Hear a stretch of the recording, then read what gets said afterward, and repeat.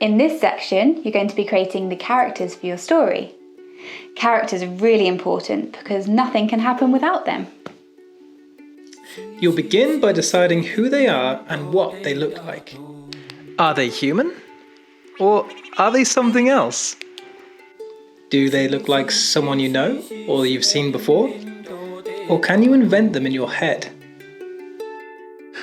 What do they sound like? Do they have a deep voice, just like this? Or Do they have a high voice? Maybe something like this. how many characters are there? Next, you'll plan your character's journey. What happens to them? Are they looking for something? Are they going somewhere? What is their purpose? And what will they find along the way? There are endless possibilities for you to explore. So have fun creating your characters.